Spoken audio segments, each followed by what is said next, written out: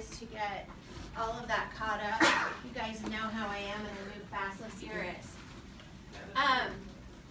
Is perspective. So as an event occurs in the Civil War, we obviously have the southern perspective of an event and the northern perspective of an event. You briefly saw that in the exchange with Lincoln, or it was supposed to be Lincoln, on if it was a draw or what the objective of the Merrimack was supposed to be to protect the troops and what happened. So going forward, we're going to see different perspectives in history because of the technology and the advances we have today. Looking back on these battles, I might present the battle as it is known historically, but I might also include some current research on battles that we maybe didn't know back then. And so oftentimes a soldier would go into battle, and for example, we're going to talk about the Battle of Shiloh tomorrow.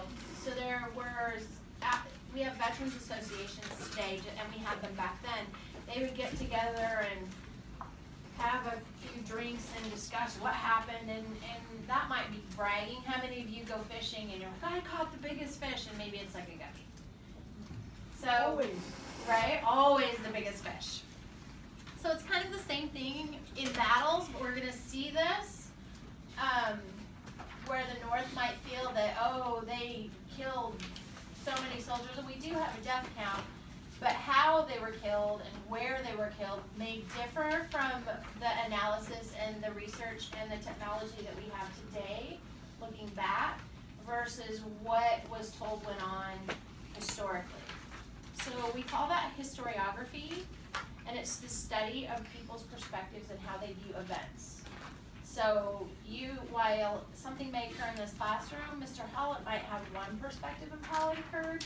I might have a different perspective on how that occurred. And you guys deal with that every day in your daily lives. Sometimes as teenagers, you guys have those parental moments where your mom and dad see it one way, you see it another way, and you have to be able to collaborate. And it's only like maybe later on in the future when you're older and you have children of your own, you're able to look back on that and go, oh, okay, maybe I shouldn't have done that. So it's the same thing in history when we look back at events, as you guys as historians are going to look back on these battles in Civil War, that it's my job and Mr. Hollis' job to make sure that we present the facts, but you can have differing perspectives and different opinions and interpret the data differently. And I would expect you to do that. It allows you to investigate, and if you have a battle that you're like, wow, I lived there, maybe there's a tie with how you want to look at it differently or do further research on your own, and I would encourage you to do that.